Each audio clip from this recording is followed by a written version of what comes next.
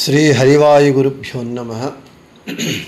ओं वंदे विष्णुं नमामि श्रियमथ च भुवं ब्रह्मवायू च वंदे गायत्रीं भारतीं तामपि गरुडमनन्तं भजे रुद्रदेवं देवीं वंदे सुपर्णीमहिपतिदयितां वारुणीमप्युमां तां इन्द्रादीं काममुख्यानपि सकलसुरान् तद्गुरून्मद्गुरूंश्च अभ्रमं भङ्गरहितम् अजडं विमलं सदा आनन्दतीर्थमतुलं भजे तापत्रयापहं जलज्येष्ठनिभाकारं जगदीशपदाश्रयं जगतीतलविख्यातं जगन्नाथगुरुं भजे पृथ्वीमण्डलमध्यस्थाः पूर्णबोधमतानुगाः वैष्णवाः विष्णुहृदयाः तान् नमस्ये गुरून् मम आपादमौलिपर्यन्तं गुरूणामाकृतिं स्मरेत् तेन विघ्नाः प्रणश्यन्ति सिद्ध्यन्ति च मनोरथाः। श्री विद्यासागरमाधवतीर्थगुरुभ्यो नमः। हरिः ओं।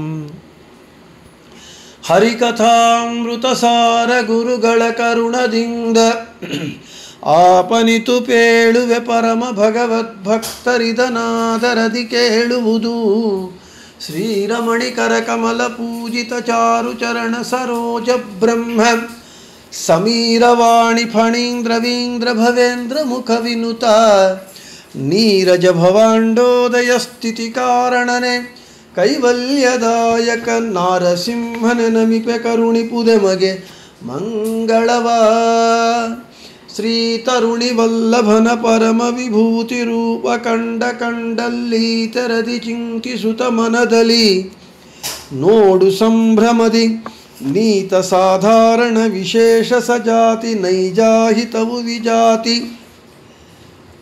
ಖಂಡಾಖಂಡ ಬಗೆಗಳ ನರಿತು ಬುಧರಿಂದ.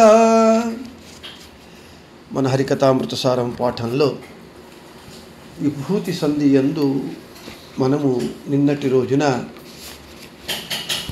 12వ పద్యాన్ని చెప్పుకున్నాం. బాందళవే ಮೊದಲಾದುದೊಳೊಂದೊಂದರಲಿ ಪೂಜಾಸು ಸಾಧನವೆಂದೆನಿಸುವ ಪದಾರ್ಥಗಳು ಬಗೆ ಬಗೆಯ ನೂತನದಿ ಸಂದಣಿಸಿಕೊಂಡಿಹವು ಧ್ಯಾನಕ್ಕೆ ತಂದಿನಿತು చింతిసి సదా గోవిందనర్చిసి నోడు నలి నలిదాడు కొండాడు అనేటటువంటి పద్యాన్ని చెప్పుకున్నాం.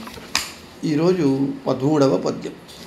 ఈ 13వ పద్యంలో మనకు సంవత్సరంలో 6 ఋతువులు వస్తాయి. ఆ ఋతువులకు అనుగుణంగా చలి, ఎండ, వాన, గాలి మొదలైనటువంటివి ఎక్కువగా ఉంటాయి.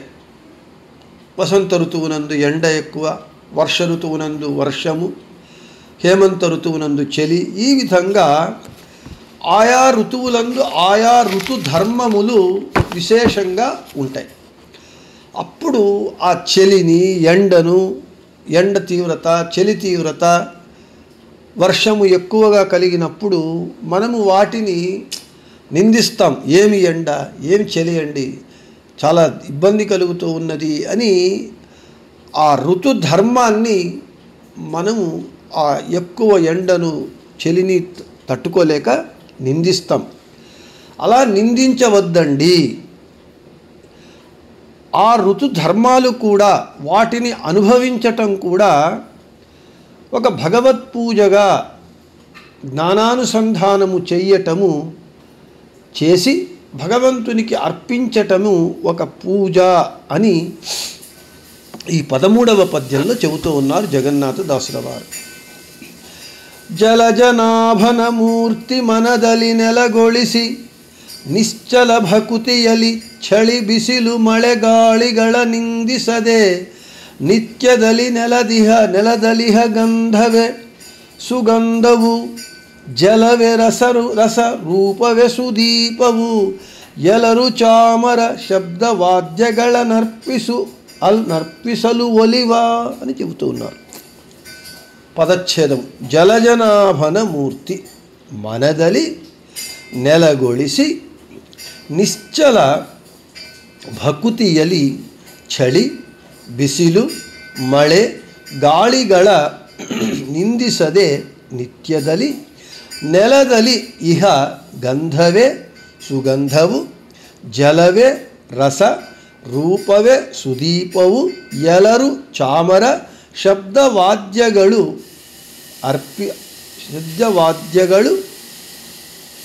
ಅವನರ್ಪಿಸಲು అంటే వాద్యಗಳು అర్పిసలు ఒలివ. ఇక పదచ్ఛేదం. జలజనాభన మూర్తి భగవంతుని అనంతానంత రూపములలో పద్మనాభస్వామి మూర్తి ఒకటి. ఆ భగవంతుని యొక్క పద్మనాభస్వామి మూర్తిని మనదలి మనస్సున నెలగొలిసి బాగుగా నిలుపుకొని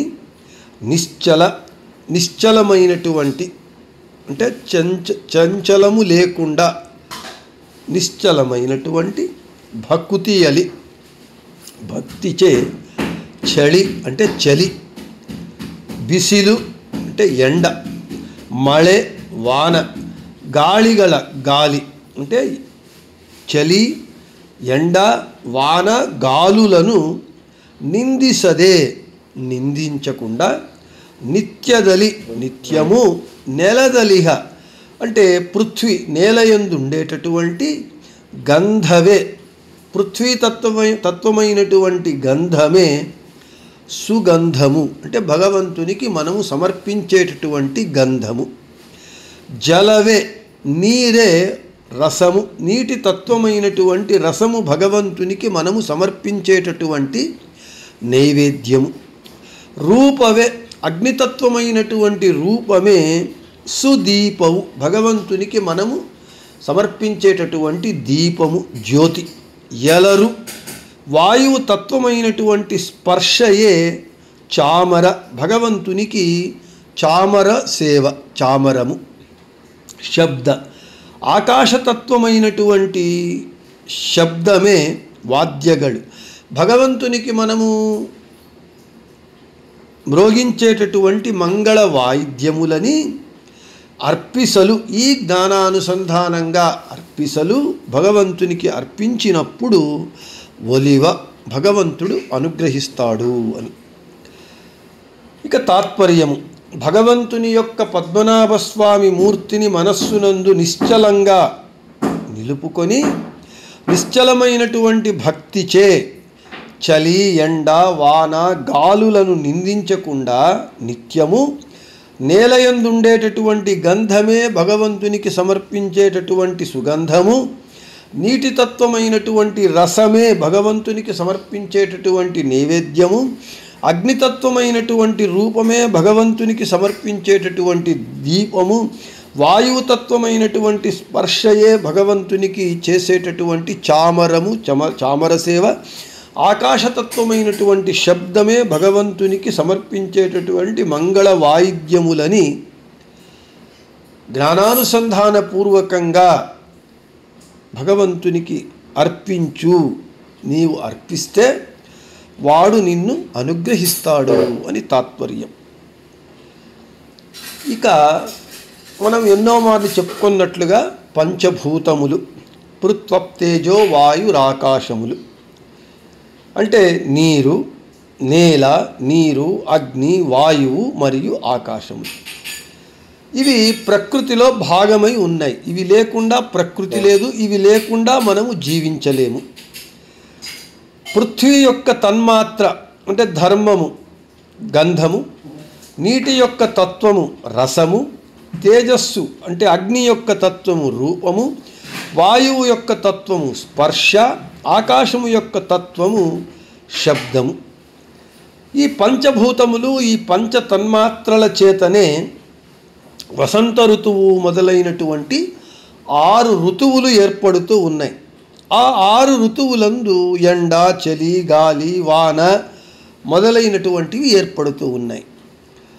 ఆయా ఋతువులు ప్రకృతి ద్వారా ఏర్పడి ఏ కాలంలో ఎండ కాయాలి, ఏ కాలంలో వాన పడాలి, ఏ కాలంలో చలి ఉండాలి అని ఆ ప్రకృతి ధర్మం ఈ పంచభూతములు పంచ తన్మాత్రలు ప్రకృతిలో భాగమై ఆయా కాలములందు ఆయా ఋతువులందు ఆయా ఋతు ధర్మాలను అవి మనకు అందించకపోతే మన జీవనమే సాగదు. 365 రోజులు వాన ఉంటే జీవించటం కష్టం. 365 రోజులు కేవలం ఎండ ఉంటే నీళ్లు ఉండదు, వానలు ఉండవు, జీవించలేం. 365 రోజులు చలి ఉంటే కష్టం. కాబట్టి ఈ పంచభూతములు, పంచ తన్మాత్రలు ప్రకృతిలో భాగమై వాటి చేత ఏర్పడేటటువంటి ఋతువులు, ఋతువు ధర్మానుసారంగా కలిగేటటువంటి వాన, ఎండ, చలి, గాలి ఇవి లేకపోతే మనము జీవించలేం. ఆయా ఋతువులందు అవి తీవ్రంగా ఉంటాయి. అప్పుడు మనము ఆ ఎండ, వాన, గాలి వీటిని అవి ఎక్కువైనప్పుడు తట్టుకోలేక మనం ఏం చేస్తాం, వాటిని నిందిస్తాం. ఏమి ఎండండి, ఎండాకాలము మనం తట్టుకోలేకపోతున్నాము, చచ్చిపోతున్నాము, అవి ఇవి అని మనము నిందిస్తూ ఉంటాం. అవి నిందించద్దండి. ಜಲಜನಾಭನಮೂರ್ತಿ ಮನದಲ್ಲಿ ನೆಲಗೊಳಿಸಿ ನಿಶ್ಚಲ ಭಕುತಿಯಲ್ಲಿ ಚಳಿ ಬಿಸಿಲು ಮಳೆ ಗಾಳಿಗಳ ನಿಂದಿಸದೆ నిందించవద్దండి అని మనకు చాందోగ్యోపనిషత్తు స్పష్టంగా చెబుతూ ఉన్నది.